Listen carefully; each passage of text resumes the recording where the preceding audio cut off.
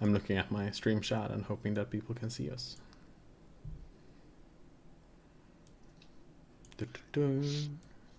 Always interesting with technical issues, right? Yes. So, always interesting to see this. The problem is that I have such a small everything right now that I can't really see anything. Yay! Sounds works. Apparently it works. So yes, Great. thank you everyone for coming. And today we have an AMA to celebrate the 20th anniversary stream of Ground Control, our 20th anniversary release for Ground Control. And I am joined today by Martin Walfisz, who is lead designer and lead producer for the game. And you can introduce yourself a bit more. Let's start there, I guess. Martin, who are Absolutely. you? Well, first of all, thanks for having me. It's a pleasure to be here. And when you asked me a few weeks ago if I wanted to join, I mean, for me, to be honest, I didn't even remember or think so much about it that it was 20 years ago that Ground Control was released. So thanks for reminding me. No worries, no worries. So, um, it is. I am Emily or Van, as I'm known in the community. I've been a part of the community since 2013, also known as the Ground Control Veterans community. We, from when I started playing, we were about 12, 16 players regularly, with about, I think, 25, 30 unique players, and we've been like growing and shifting in size, both up and down during that period. And we actually have a pretty big, like we did some test games yesterday, and we had a big resurgence. We were like 11 unique players, which haven't Wow. happened in a while. So I think that everyone is pretty hyped for this stream and this event, this 20th anniversary event, and people are agreeing in the chat that it was fun. It was fun gaming yesterday.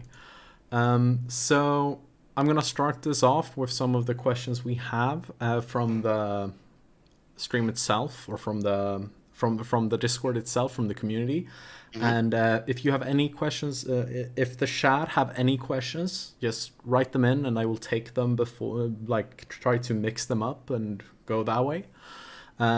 So yeah, let's start out with the more general questions about Massive and the real-time tactics genre, and Mhm. start there. So the big question: why did you leave Massive? Well, I mean that's like a good 10 years ago now, so that's it's been a while. But yeah, I mean, I founded Massive. I ran it from 1997 to 2009, so a good 12 years. Um, and I mean, starting a company and then running it, and there were many ups and downs throughout those years. And then when Ubisoft acquired Massive at the end of 2008, um, I started thinking, do I still want to be running this company or not? And to be honest, I'm an entrepreneur. I love starting companies. I love creating games. I love creating new stuff. So I felt that I wanted to do something else. But it was a very hard decision. I was agonizing over several months if what to do. But then in March 2009, I decided to leave Massive. Yeah, that it seems like it was a pretty good leave from what we heard there. Yes, But absolutely. yeah, and to follow that up, what are you doing today? What are you working with? You just said you were a big entrepreneur, so I'm guessing you kept founding game companies. Yes, after yeah, let me fill in all the blanks. But after leaving Massive, I started a new company called Planito. Basically, a few months after leaving Massive, and with Planito, we also created games, but we created quiz games. So I like to challenge myself and sort of get out of my comfort zone, at least sometimes. And I felt with Massive, it was very much action game, strategy, lots of explosions. Um, and I love those types of games, and I loved creating those types of games. But with Planito, I wanted to go in the exact opposite direction. what type of games can anyone in the world play? And I realized that quiz games is that type of sort of game mechanic. And as a game designer, I also felt that uh, quiz games were completely sort of under-designed. They were just so simple, and there were many more things that could be done. So I founded Planito. We had some success with some of the games we did initially, browser-based games, and then quite quickly we moved into mobile quiz games. But the company never really took off. So about 4 years ago, when we were still struggling with Planito and didn't really know what to do, I was approached by a big Nordic media company, Egmont Nordisk Film, and they asked if I wanted to help them start investing into game studios, into game companies. Um, Okay. so after having built game companies and having sort of chased investors over for almost 20 years, it felt very interesting to be on the other side of the table. So since the fall of 2016, I'm a part-time investor working for Nordisk Film, Oh, and then most of my time I spent for Nordisk Film, and then I'm also a co-founder of a startup called Multiscription, which I spent some time on. And Multiscription is doing a subscription-based platform service, really, for mobile free-to-play games. Um, we haven't launched it yet. We're launching Unleashed, is what the platform will be called. We're launching it later this year. So it's quite exciting times. that sounds very exciting. New releases are always exciting, and Absolutely. yeah,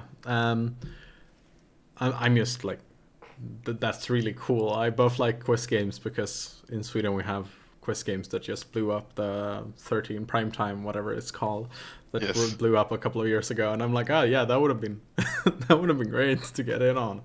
But yeah, so how was it working in at Massive in the early days, like back when you founded it? How what was the work pace, and how did stuff happen? Yeah, well, there were interesting times. I mean, I founded it together with my co-founder Christian Perez. He had studied at the Stockholm School of Economics, so he had sort of a financial background, and I was studying or had studied software engineering at Ronneby University, which is now called Blekinge Institute of Technology. Anyway, it's a tiny university. It was great, and still is great, but one of the small universities in Sweden. Well, it has grown since then, but Yeah. anyway, so I studied there, and then sort of always I had always played a lot of games. So for me, combining my software engineering skills and my love for games, and just the thought that I wanna create a company. Yeah. That's really what happened. So Massive, me and Christian, we founded it basically straight out of university. Uh, so we met on a what was then called a news group, but sort of a forum or chat channel online back in the fall of '96, and then we took a few months, discussed, realized that we sort of had the same ambition to create a games company and really try to create games that people all over the world could enjoy. And then we founded a company early '97 and got our first team members on board, I think April 1st, 1997. That is a long time ago. Yes, that's a long time ago. So yeah, I mean, your question how it was to work at Massive in those early days, it's a very big question. So I don't know. Yeah, I can talk about that for an hour. so we have two questions from Shad on that. Um, and one of them were actually in our portfolio, or my portfolio of questions as well. If you were to redo the game today, what would be the biggest difference you would want to implement? Wow. I I don't have a good answer to that. I mean, to be honest, I haven't played the game. I actually, well, I played it a few days ago, just fired up in single player and played the first few missions. But before then, I haven't played it in like 15 years. So to be honest, I don't remember all the details and intricacies of the game. Now playing it a few days ago, what I can say is that it felt a bit too dark. So I mean the visuals of it. I do remember. I mean, we have the shadows in the game. All of that has an effect on gameplay, of course. That you can hide in shadows. So I Yeah, guess the contrast between shadows and more lighted areas is an important aspect of the game, but it makes it feel a bit dark. yeah. So maybe the lighting would be something to Yeah, the stealth aspect is really weird even when playing multiplayer. It's like right. Okay. sometimes you have Jaeger infantry standing next to your tanks and you can't see them because they're in Right. stealth mode, and you're like, Hmm. yeah. But a follow up question to that, and then I'm gonna take the other one. Did you feel proud to play your own game again? How was the feeling going back to it? If I felt proud, Yeah, if you felt ab proud going back to it. absolutely, absolutely. No, I mean, it was we worked on it. I mean, it was released 20 years ago, but we started working on it 23 years ago, so it's a long time. But yeah, no, a lot of things came back to me. The intro cinematic, which is just so resolution and so crappy now, but I remember how proud I was of it back then. I thought it was great, and just hearing the voiceover and sort of the story as it's the background story as it's told in the intro cinematic. Um, I mean, it's a bit cheesy, but still a lot of memories came coming back to me when I heard it. Yeah, I think it's, I don't know if it's a fan made version, but there is a Russian version on the Discord. High Space Mongol, welcome to the stream. And there was a Russian version on the stream that was really cool. I don't know Russian personally, so I don't know how Mhm. well they've translated it or if you did a Russian version for the game. But that was it was Yeah, really cool seeing the Russian version. yeah. I But don't yeah, think we did a no official Russian version. I don't think that was very big back in those days. yes, Typically, in game development back then, these sort of translations were into what is called efigs. So English, French, Italian, uh, German, and Spanish, um, with if a I recall. cool. So Nowadays, the world is different. the world is different. We have a lot more voice. We have a lot more places to translate to. Exactly, Uh, exactly. but so the question I kind of skipped from Sha was, did you do any voice acting for the game? Because they kind of recognize your voice. Wow. No, no, not that I recall. Maybe I did something as an sort of just early testing, and maybe something stuck in the game, but I don't think so. I don't think it was my voice. No, we had professional voice actors in Hollywood, I think, who recorded all the voices. Yeah, because that is one of the big differences from many other games of the time, is that you had real voice acting, which was really impressive at the time. Yes. Like the only games that I can think of off the top of my head is like Thief and other games like that. Yeah, and they are commenting that it sounds like you had quite a budget for this game. Well, the funny thing is that when we started planning it, um, just sort of when Massive was just started, I think I made a budget for it for the entire game and planned that it would cost 3 million Swedish krona, which in today's value would be about 300,000 euros. Uh, and in the end, the game costed 20 million instead of three Swedish krona, so 2 million euros or so. So sort of the scope and the ambition of the game grew as we worked on it, and also sort of managed to find investors, and in the end also found a publisher who could fund parts of the game. We have more people showing up in the stream, but yeah, people are a bit surprised that of the budget scope growing like Yeah, that, and it. What I know, that's a pretty unusual thing that it keeps growing in that kind of way. But yeah. uh, Well, it's. I mean, when we started the company, none of us had created a game before or any game. Basically, no one had ever had a job before. I think I've said this before in various interviews, but I think basically the only uh, work experience someone had was one of our guys, Tobias, had worked in a garage during a summer for a few months. So I mean, we were basically reinventing or inventing really the wheel and how to work and how to create games. Yeah. So yeah, but I mean, we worked hard and we're lucky to get the attention we had. And then, I mean, originally we signed with EA, so the game was supposed to be released by EA, and then they canceled the project sort of 9 months into the project, and then we a few months after that found Sierra and signed with Sierra instead. So the project had a lot of ups and downs. Yeah, and Sierra has published a lot of cool RTS games since then. So I don't even know if they're active anymore. I have no idea of old game Well, companies. I think Sierra was part of Vivendi Games, which acquired Massive back in 2002. And then that became part of Activision Blizzard. So I think Sierra is a brand. I don't know if they're actively using it, but it's a brand within the Activision Blizzard Cool. sort of company. So we had a comment from someone on the stream of, I think the story is quite a bit more thought through than other RTS games at the time. Do you agree with this sentiment? And can you talk a little bit about the story? Well, to be honest, I don't recall the intricacies of the story. I remember me writing sort of the main framework of the story, and I had absolutely no writing skills or storytelling skills, and I still don't really. So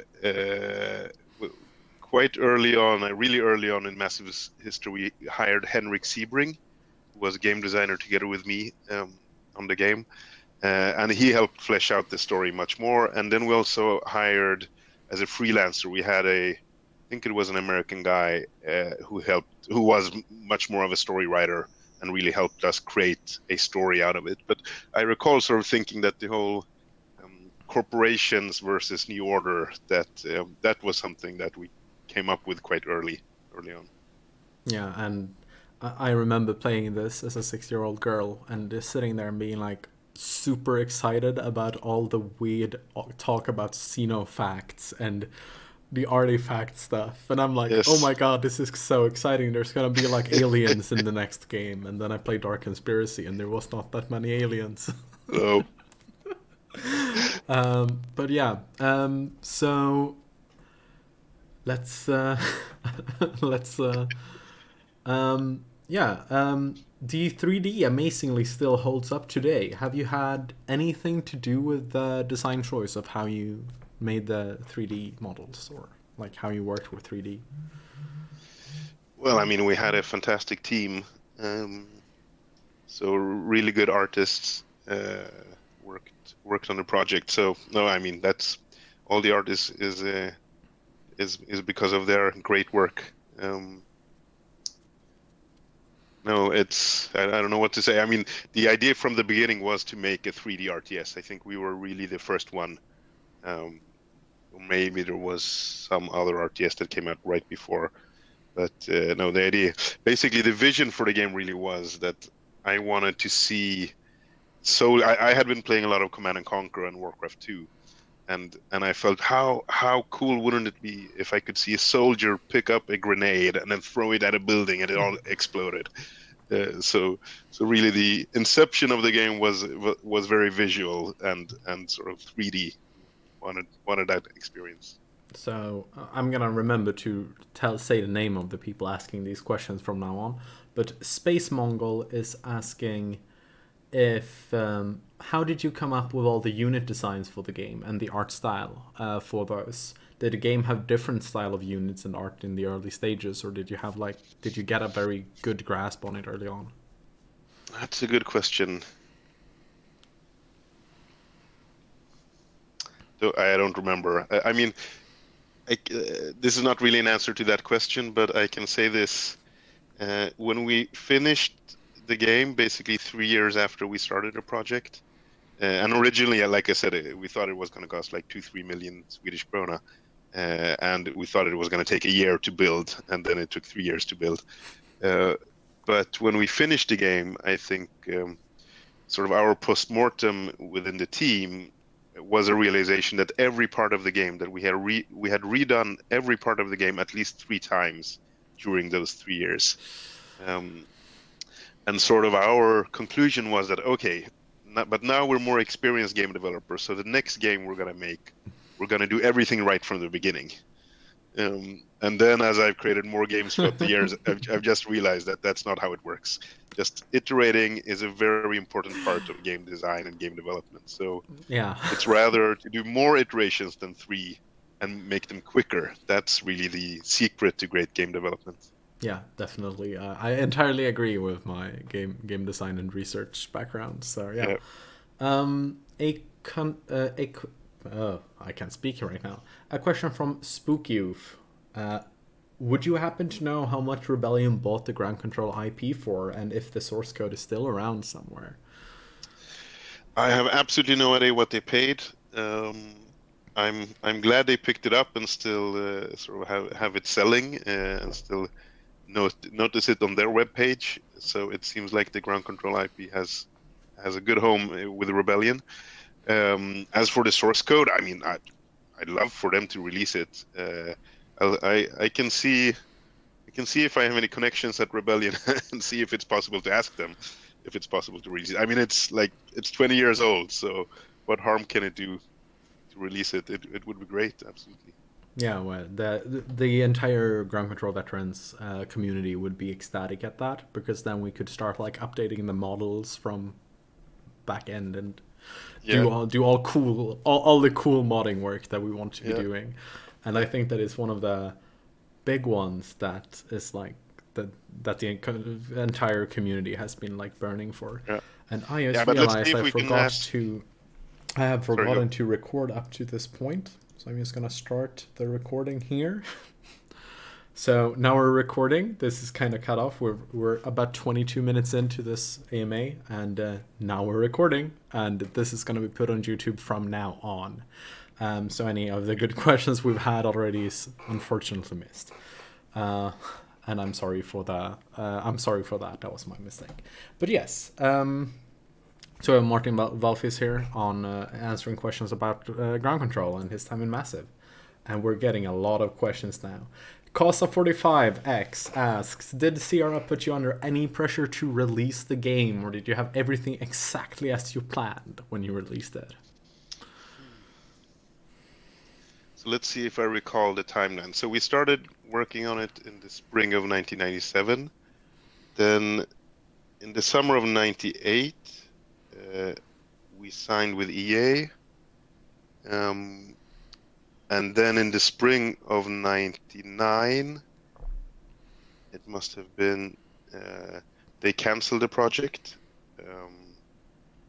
And then we signed with Sierra in the summer of 99. And then we obviously released it about a year later. So I think it might have been originally that the plan with Sierra was to release it for Christmas 99. As I recall it, we didn't have any pressure to release it as such. I mean, we all wanted to finish the game, but we also all wanted to make a great game. So Sierra was very, very supportive. Our producer at Sierra, Jeff Pobbs, just a brilliant guy, very supportive, and really helped us get the game done. And I think, I mean, one of the challenges doing your first game as a game developer is that you don't. It's very, very hard to finish a game. There are always more things you want to add. It's very hard to what is called closing a project or closing a game.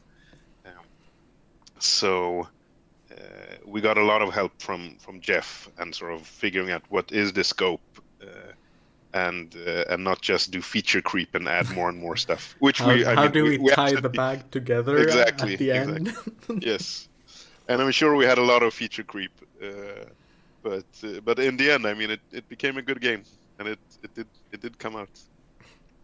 Yeah, and we are very thankful for that, and I think everyone in the chat agrees that we are very thankful for ground control existing today.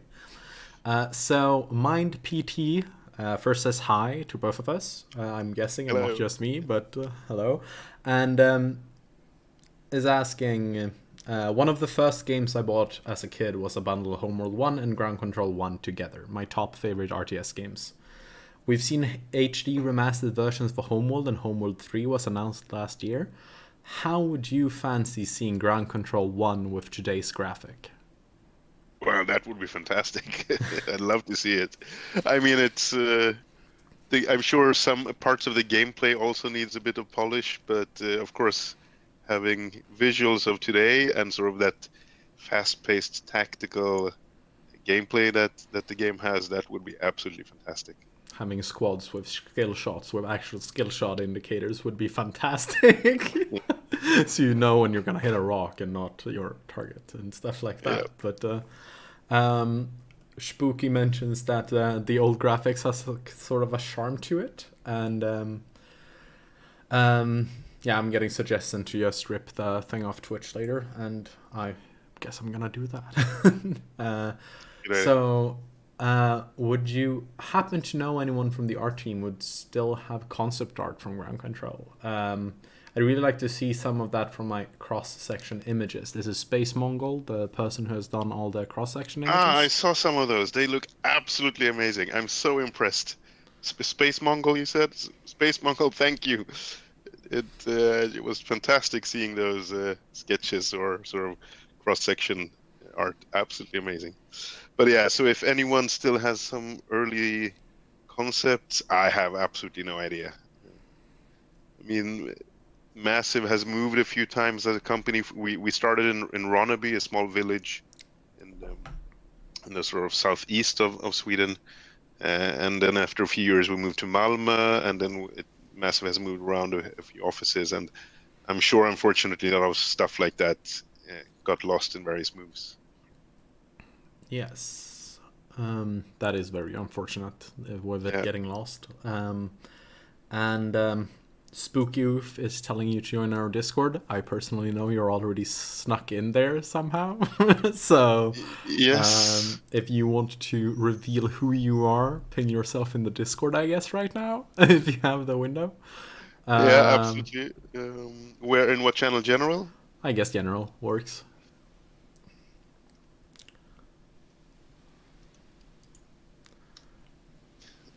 While we are on the topic of Space Mongol's fantastic artwork, the upcoming ones is either the Hog or the Scout Pterodine. And I'm looking forward to both of those. The Mycon asks, how about a World in Conflict remastered? Is there any? Do you know if there is any possibility for something like that to come up? No, I have no idea. I mean, World in Conflict is Massive's IP and Ubisoft's now. And I mean, I left more than 10 years ago. I still have many friends at Massive. I still think it's a fantastic company, of course, but I have no insight into their plans. I would love to see a World in Conflict, but to be honest, I don't think it should be a World in Conflict remastered. I think we all want a World in Conflict 2. That would be a fantastic game. Yes, and we have a question later why there wasn't one when we get there, but there is a lot of chat questions, and I'm really happy about that. I'm like, oh my god. Great. But yes, so the question is, Homeworld and Ground Control came out around the same time. Ground Control was called Homeworld, but on the ground. How much was Ground Control influenced by Homeworld? Well, it's funny. I mean, Sierra was the publisher of Homeworld as well, so we had some contact with the team at Relic, and Alex Garden, I think. Garden, I think, was the founder and CEO of Relic. So we met every once in a while during development. I mean, at various conferences and shows. As I remember it, there wasn't much cross influence in either direction. I think Homeworld had their style and their vision of sort of the RTS in a 3D space, and we were very grounded. No pun intended. No pun intended. No. So they are two different takes on reinventing the strategy genre back in those days. But no, I don't think we were influenced in either direction much. But I have to. I mean, Homeworld is an absolutely fantastic game. Yeah, definitely. I love playing it. It's to this day also one of my favorite games. Yes. And I am one of the weird people that really love the first game's expansion that I can't remember the name of. It's not Aftermath, but it's because that's the fan-made expansion for ground control that is really cool, which you really should check out, by the way, Martin. Yeah, Cataclysm is the name. Cataclysm, Shad is helping exactly. us out.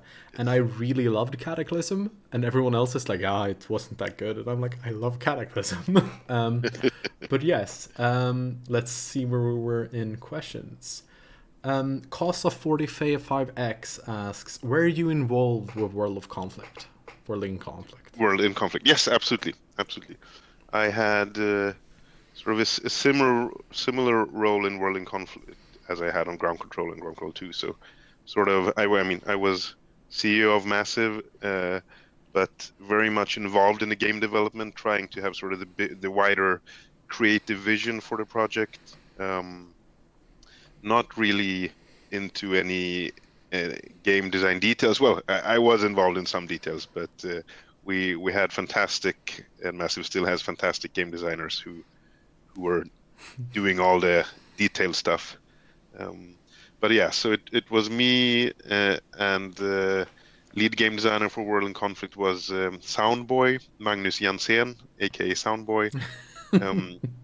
And then the lead producer, or yeah, I think it was Petr Seidov.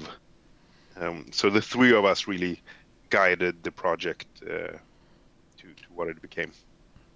That is really interesting. It's like, as someone who don't play a lot of World in Conflict, I don't really know a lot of it, so it's a bit weird being asking questions about it, because I'm like, World in Conflict Of course. now again. But the Mycon asks, on the topic of World in Conflict 2, do you have any intention of making that happen or pushing to make it happen?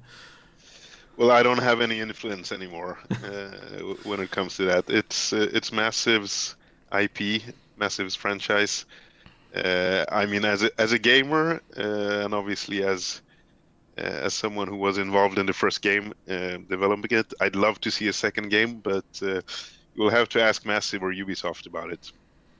But yeah, the more you ask and the more you push, maybe it will happen. Maybe it will happen. We just have to push on the big AAA industry and tell them to Yes. build weird small games for us. But yeah, a question from the community Discord: do you have intention of going back to AAA and like game dev in that respect? And if so, is real-time tactics a genre you want to work in? What a good question. Well, I do think that eventually, maybe a few years from now or so, or I might get back into game development because I still love that creative aspect to it. Um, and yeah, doing AAA games, I mean, nowadays they take 3-4 years to create. It's a big undertaking. I would love to do that.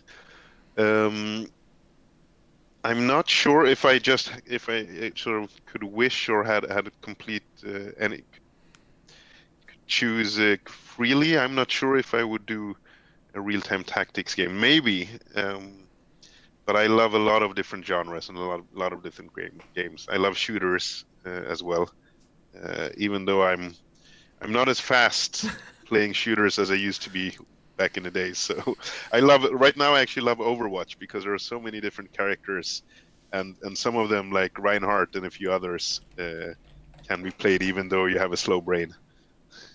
Yeah, like, since it's kind of documented that the age where your reflexes start going away is like 25 or something. I am Yes, expecting this drop off to happen pretty soon yes, because I'm yes. 26 this year, and I'm like, and I'm just expecting my ground control play to just fall to the bottom. And I Um, passed 25. Well, let's just say some years ago. um, People are commenting that Overwatch is sick and that they're 20 years old at this point. But so let's see here. Um, um, the Mycon is asking, did you know that fans of World in Conflict reverse engineered Massgate and are now running it after UBI shut down the servers? I heard something about it. Yes, yes, that's That is great. really cool. Yes, It's like yes, the Return of Reckoning project, which like I don't to this day that is a massive brain like how did they do that? Yeah. Reverse engineering. The Micon is also asking, are you gonna come play with us sometime in the future? Maybe Well, not today, but sometime. Van, you asked me a week ago or so if I wanted to play tonight, and then as I said, I downloaded the game and started playing just single player, and I just realized that I'm I mean I was never that good in ground control multiplayer, to be honest, and I would be so beaten that I'm not gonna be humiliated like that. I don't want to be that. Uh, But I might watch at times, absolutely. But I'm not gonna play. yeah, people are also asking about would you join them for World in Conflict? Uh, I think it's the same there. okay. I would love to see a few matches, but I don't think I'm gonna play. Well, we Maybe have to. maybe as an anonymous player. So you never Yeah, know. you never know. um, so let's see. I'm gonna take one more from the list that I have from the community. Is there a game design you never got to work on while at Massive? Like, did you Hmm. design something you never had got to really start working on? Was there something you worked on and then put on the back burner?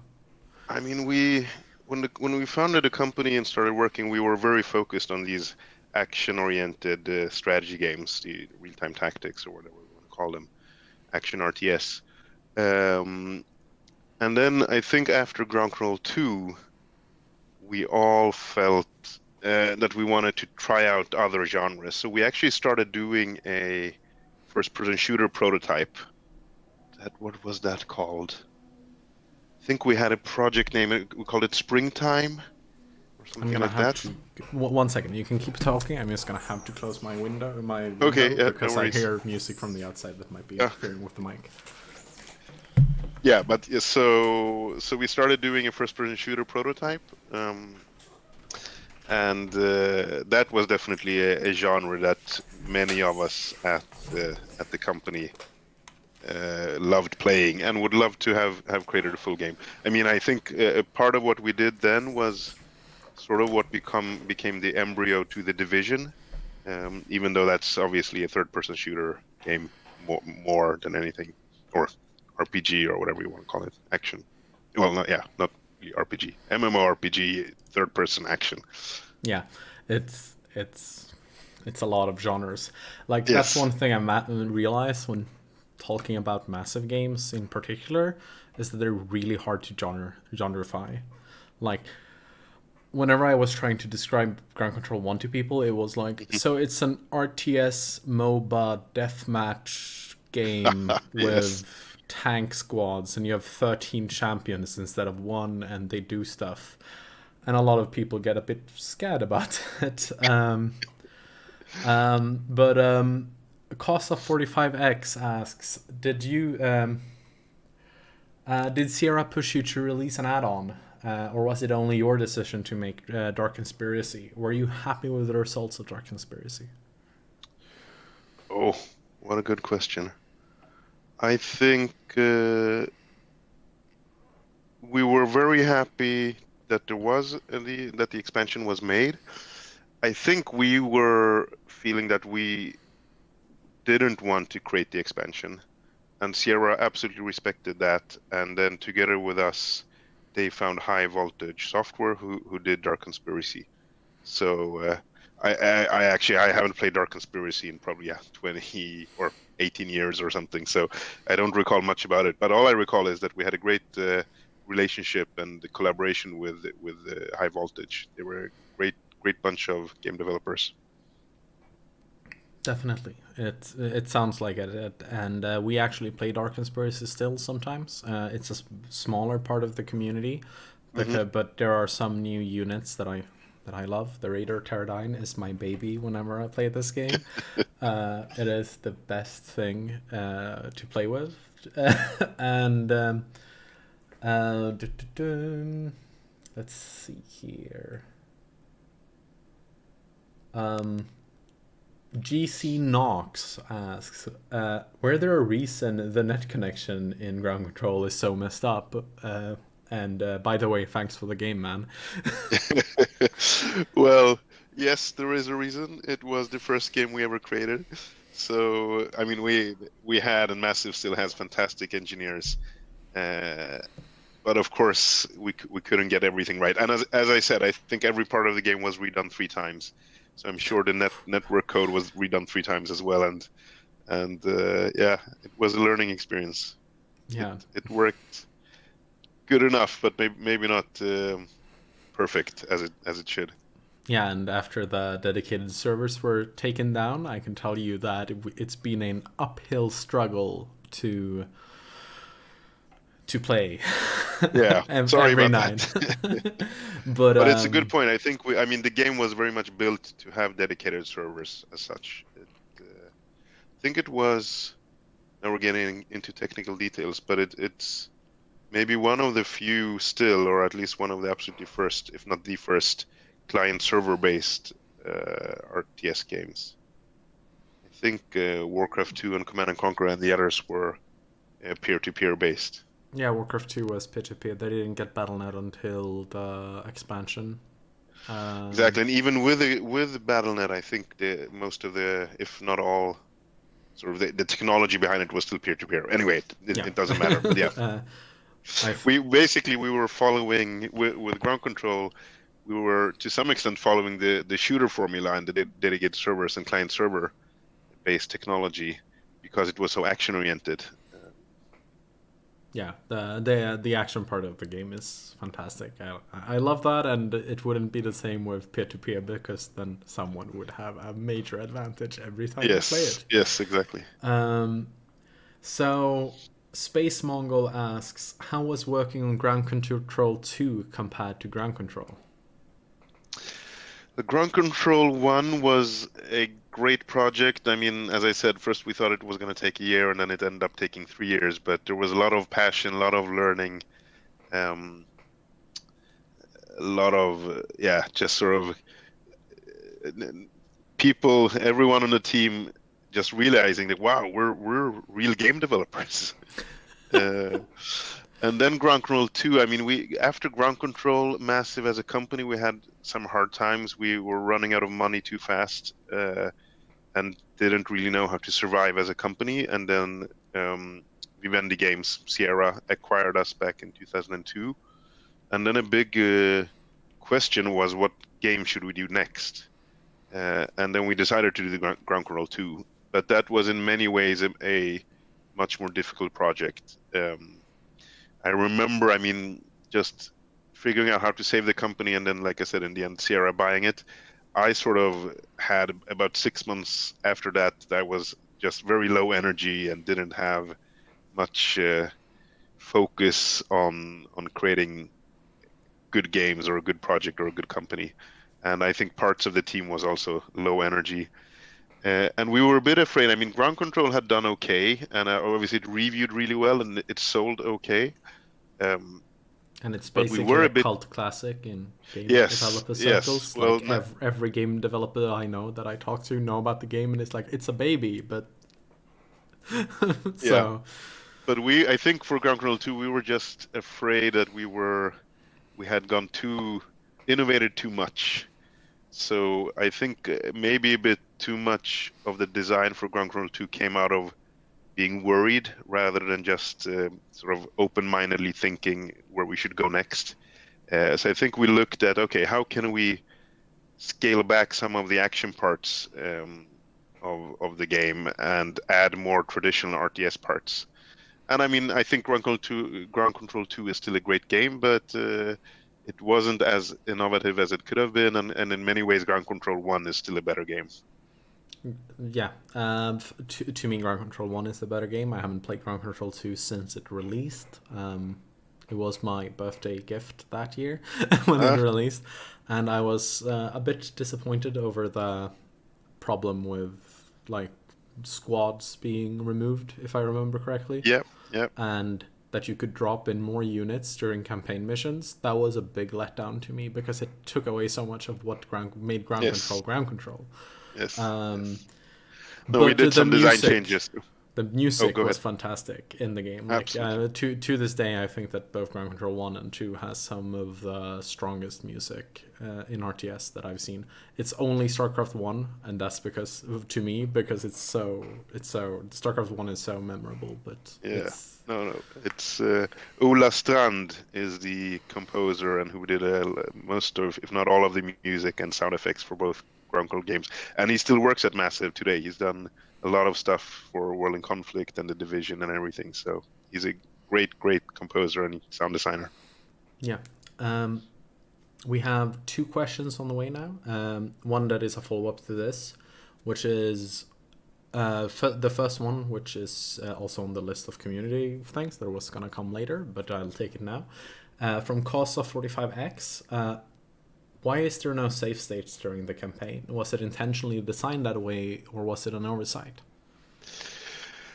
The save games in Ground Control 1. Wow, I haven't thought about that in 20 years, but yes. Uh, it was not intentional. It was just when we came to the point, if I recall correctly, maybe some other people on the team would remember it differently. But if I recall correctly, um, when it came time to sort of at yeah, I guess 2/3 or 3/4 into game project, we said, okay, let's do save games now. And the way we had implemented a lot of the aspects of the game just made it so hard to do save games.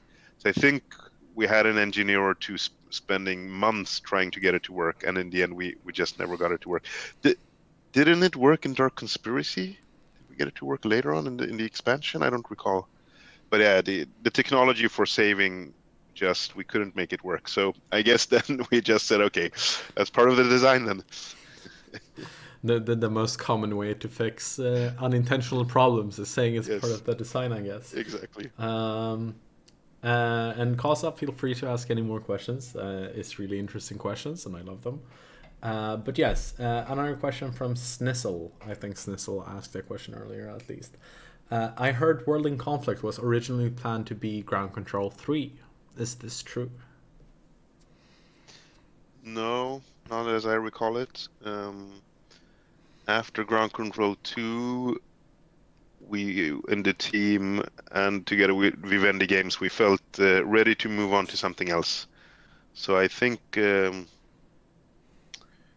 we had, I think right after Ground Control 2, we divided the company. We were, I don't know how many we were back then, maybe 25, 30 people, maybe 40 people, but not very big. And we divided the company into like 5, 6 teams who all started creating different prototypes and design ideas for various games. And I don't think Ground Control 3 was in either of the teams.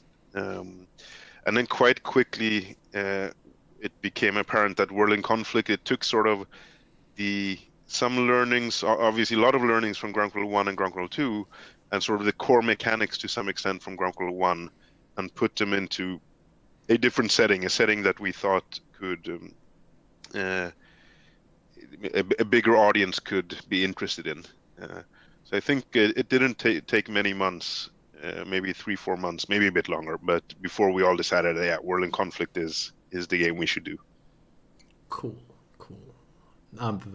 Whenever World in Conflict comes up, I'm like, oh my god, there's so many, so little I know about this game Yeah, at this well, you point. should play it. I should play it probably. Yes. Um, so In some ways, I should say, especially, I mean, you really should play it, but it's more a spiritual successor to Ground Control 1 than it is to Ground Control 2. It definitely a lot of the sort of action-oriented aspects of it and how units are used. It's more close to Ground Control 1. yes, the chat is telling me to play the game now. But let's see here. We have a question from. I'm trying to check which community questions we're kind of like going through at the same time as Mhm. people are asking in the chat. Um, so the Mycon asks, RTS and RTT have evolved since Ground Control and World in Conflict, and MOBAs kind of took their place. But they are also kind of dying out now. where do you see the genre nowadays and going forward? Oh, that's a good question. I don't have a good answer, but it's a really good question. I'm getting curious myself. I'd love to spend some time just really researching current RTS games on PC, console, and mobile, and just wrap my head around what's the future around it. But I haven't done that. I haven't played many strategy games in the past few years, I think. So I mean, I've played some. I can't help myself, but no, I don't have a good grasp of where the state of the industry is right now. Yeah. Sorry. Yeah, the where is the industry going question is always very interesting and very Yes. like we don't know what the next Minecraft is gonna be ever like so. Um, I can say one thing though that is more a generic answer, but where I think the industry is going, and or at least should be going, and I'm sure it will be. I mean, to some extent it already is, but I think user created content. I mean, regardless of the genre, but just creating tools, creating technology that allows the community to create a lot more content and don't have the hassle of having sort of very complex modding. I think that is the future of the games industry. So I'm sure that should be the future of strategy games as well. that would be fantastic to see more of. Um, so we had a bigger question from GC Knox, but I was also asking the question community chat, and it's about like, will there be a Ground Control 3? Do you know anything about that, or I have no idea. I mean, Rebellion owns the IP. Um, I would love to see it, but I would be surprised if it's in development or if there are any plans for it. the thing we know is that when Rebellion acquired the IP, they kind of said that they're looking into making something new with it. Okay. Like that's 9 years ago though, so Hmm. or whenever they bought it, I don't even know when they bought it anymore, I but don't know. it's a long time ago. Yes. But and I talked to them during GDC last year. I think most of Hmm. the community knows about this, but since I was traveling to GDC, which is the Games Developers Conference last year, I got the chance to talk to one of the community managers slash producers behind their more unknown genres, and they were like, "It's really cool that you're still a community for this game. We thought you Yeah. didn't exist." um, um, Snizzle, that question we have already asked, so I'm not going to ask it again. And it's how much did Rebellion pay for it? And the question is, we don't know. No idea. uh, um, so let's go on. What is your fondest memory of working on Ground Control 1 at the time? Good question. I mean, one of the fondest memories is obviously just finishing the game, um, having it on the shelves as it was back in those days. You went to your local computer game store and you saw the game on the shelves. That was just a fantastic experience. Another thing that I recall quite vividly is the Aerodynes when one of our coders placed a camera behind them, and also the way they were designed, that they're constantly flying around and you can place the camera behind them. I remember seeing that at one point during development and just thought that looks absolutely amazing. Um, Ooh, on the question of air units, this is a big contention in the Ground Control 1 community right now. mhm. Air units. How are these supposed to fit balance wise?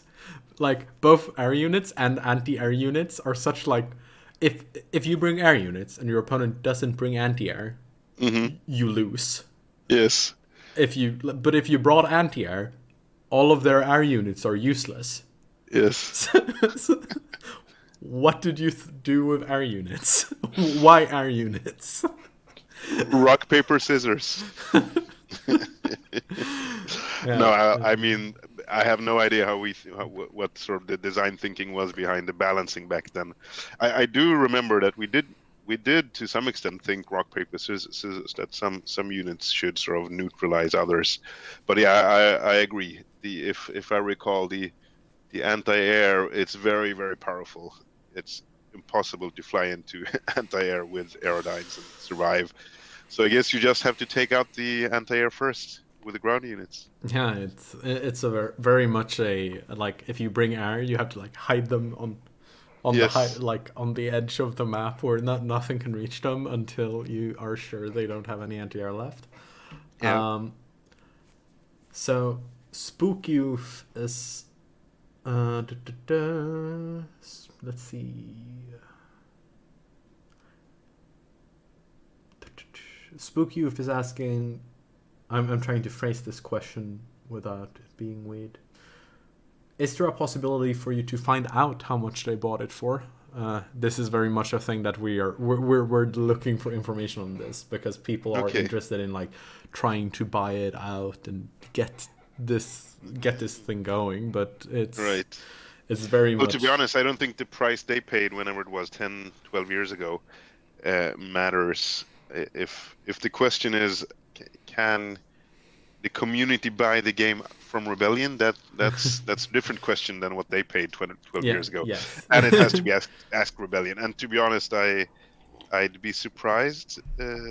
But I mean, let's see if I don't. I maybe I can help find the right person at Rebellion to ask. I'll think about that. But I can don't. I can ask the rest of the community together with me to draft an email as well that we can like Yeah, forward to yeah. you and Send you me an can try email to about find the it. right person since I Yes. now have your contact info. Yes. Um, people are talking about how our units are weird in the game right now. Like, if you bring a lot of anti-air and your opponent just doesn't bring it, then you're just then you just lose Yep. from there. Yes. So it's kind of problematic and kind of point of contention that we discuss every time there's a new player. And it's like, do we use our units? What happens if we use our units? Well, the one Craven player will have to bring 3 squads of anti-air, and hopefully someone brings air so they're not useless. Yeah. But yeah, let's see.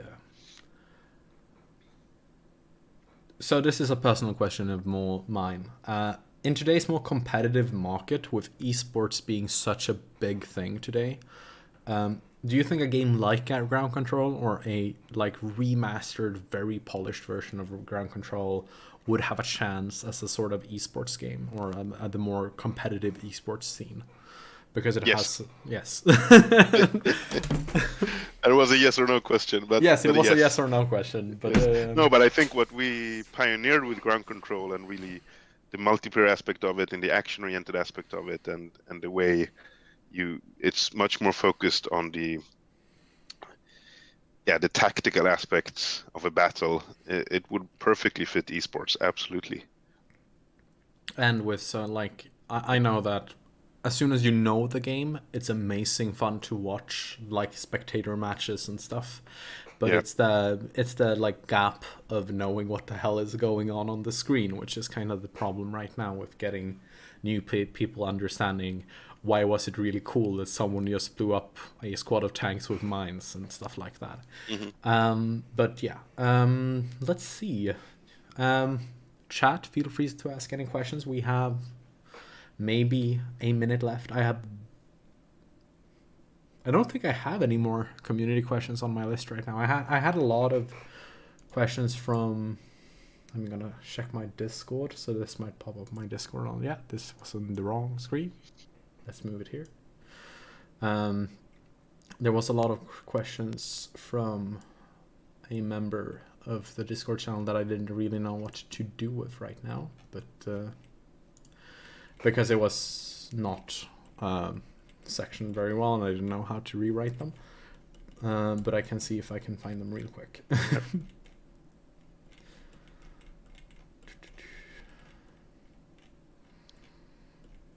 Just gonna check. No rush on my part. I have a few more minutes if we want to run over a bit. Yeah, I think we can, yeah, as long as you have the time. I think that people seem interested. We have a few new questions. Turtle Quiddy asks, favorite unit design? Wow.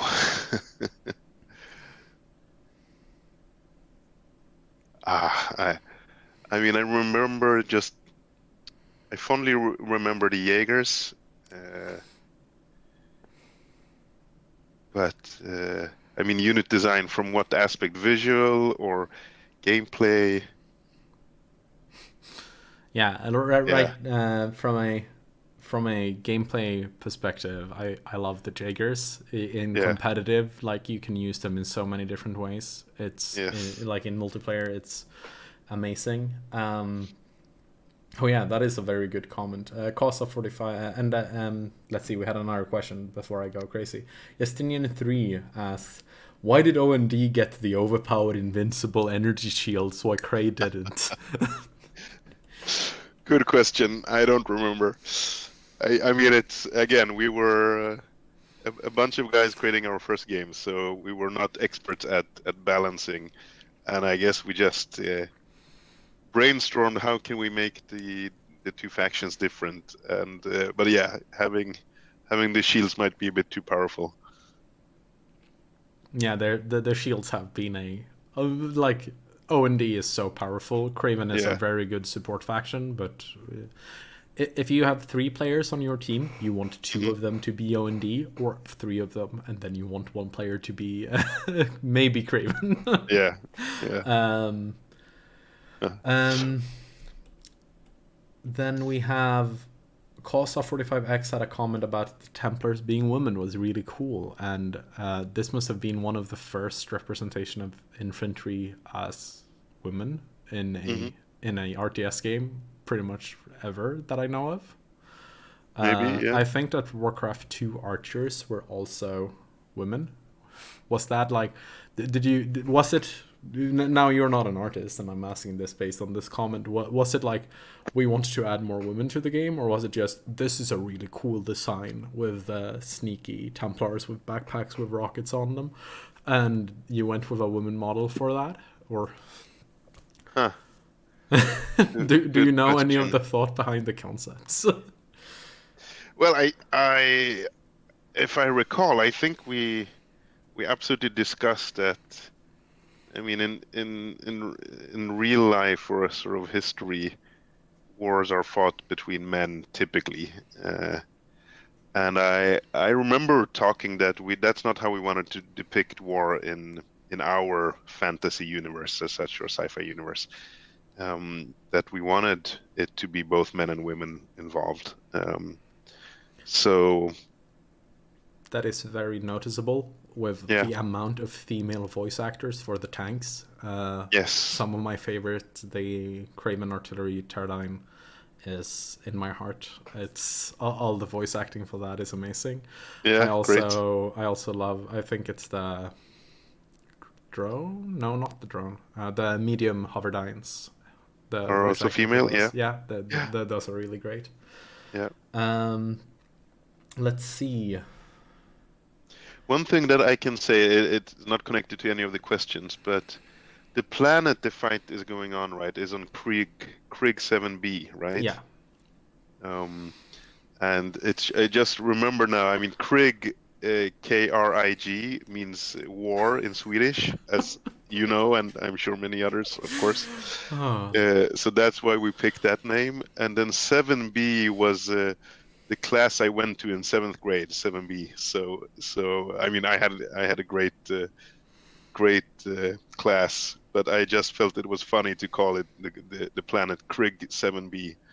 So okay. Let's see. We have um, Space Mongol is asking a unit design question. How come the mhm. Templar model looks different in the promo art than the in-game art? Now I have to Google.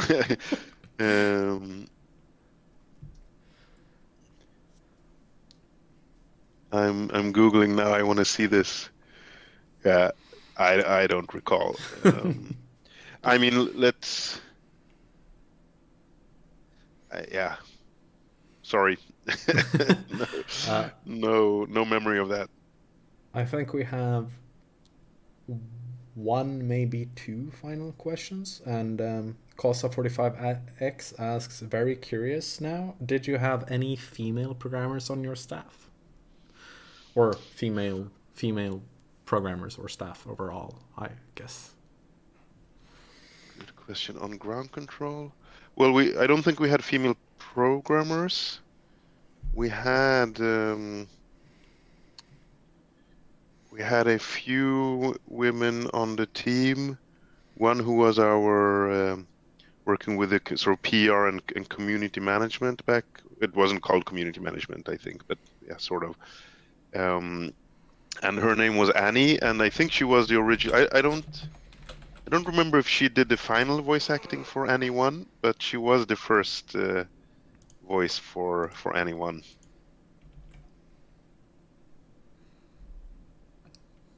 I just got a link to the box art Templar from from If you can guess who it is. It's the Space Mongol, the the person that does all of the artwork. Yes. And then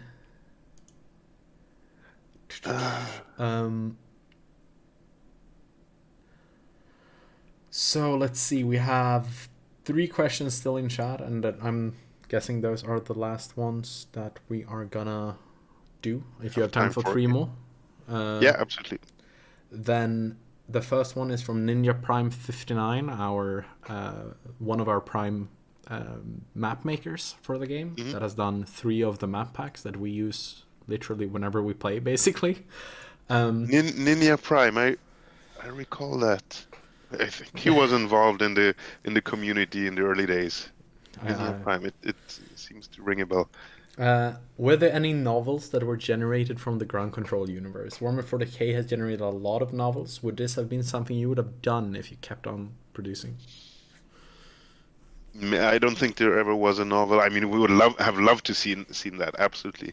I think the writer, now that you asked the question, I think the writer who did sort of most of the details of the story and the voice lines, etc., he wrote quite a lot of background and story into the manual. I think that was actually had quite a lot of story, but no, there wasn't a separate novel written.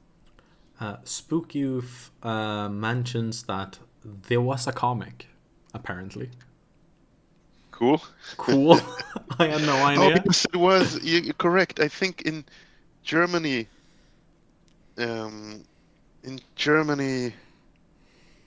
they created a comic for the launch in Germany, specifically. Oh, that is really weird. Why in Germany? I didn't know Germany was a really big comic place. It would have been like for the American market. But, yeah, and I might remember it wrong, but I mean, all the different countries where it was launched, they had different, obviously, plans for their launch activities. And I think it was Germany who said, let's do a comic and release that with the game. Maybe it was another country, but yes, there was a comic. That is really cool. Yeah. So, Outmodded Major asks, what ideas were thrown out during the development? What did you cut? Wow, a lot, I'm sure, but I don't remember anything specific. I would assume. I mean, StarCraft came out obviously in '96, right? So it did inspire the game to some extent, and then Warcraft, of course, and Command and Conquer, as I said. I'm pretty sure we at one point early on thought about having 3 factions, which we never had. Is there any mention in the game or there is a very big you're hinting all the time at there being the alien faction, and I was really disappointed when I played through it the first time that it wasn't a 3rd alien campaign. Yes. And that would have been very much StarCraft inspired at that point with the aliens, the high tech, and the human faction. Yes. So I think that, if I recall correctly, that was the biggest thing, that we just realized that there is no way we could figure out, but both sort of have the time to do a third faction and then figure out the balancing between them. I mean, as you've mentioned several times, balancing between just the two factions we had was hard enough, and to some extent we failed a bit. So having a third faction, the balancing, it just becomes tremendously more difficult. Let's see, and I think you already answered this one with would you return to RTT and RTS? And everyone wants you back, and they love you, and they thank you very much for being here. Well, thank you. And they're discussing the comic now, that everyone were very surprised that there... A mix of surprised there is one. I'm from Germany, I should know this, and stuff like that. But so maybe it wasn't Germany, maybe it was France, or maybe it was the US. I don't recall. Yeah. Someone comments that Americans are too cheap to make extra material for their games. A lot of people are asking about the comic now. I think everyone is like, "There's a comic. We need to get this." Yeah. Well, if you find it, please email me. I'd love to see it again. Yeah. And people are thanking you a lot. And well, thank you. And I mean, I'm amazed and very thankful that you guys are still playing the game 20 years later. Yeah, that's absolutely amazing. Yeah, thank you. I am very surprised that this stream has had like 20 plus viewers for most of the duration of it. Nice. So I want to thank everyone for coming to this AMA. Oh, and Space Mongol has a question I really want to know about, which is a very quick yes or no question. Wasn't there a Kraven Marine suit made for promotional purposes? Yes. Yes, there was. Wow. Is it still available somewhere? Wow.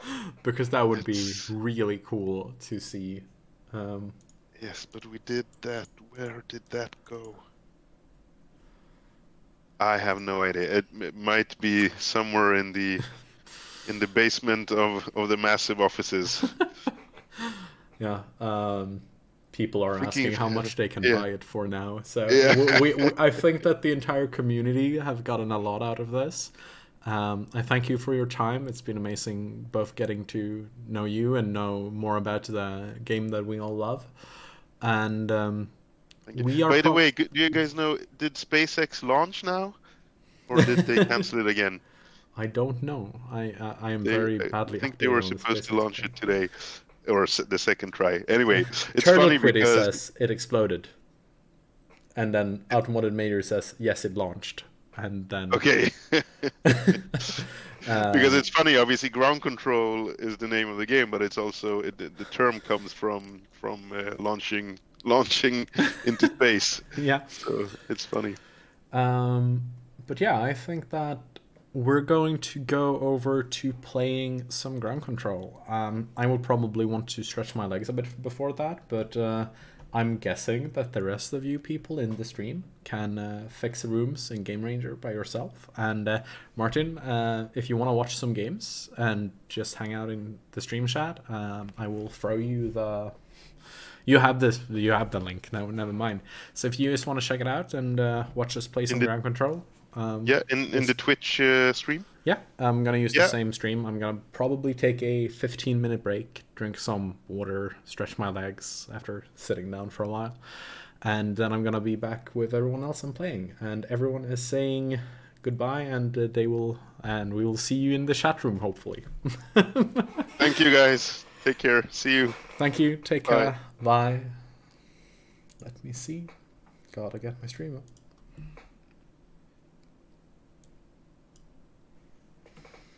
So, now we're alone here, and I'm trying to not crash my things and doing this in the bad way. Ooh. And we're going to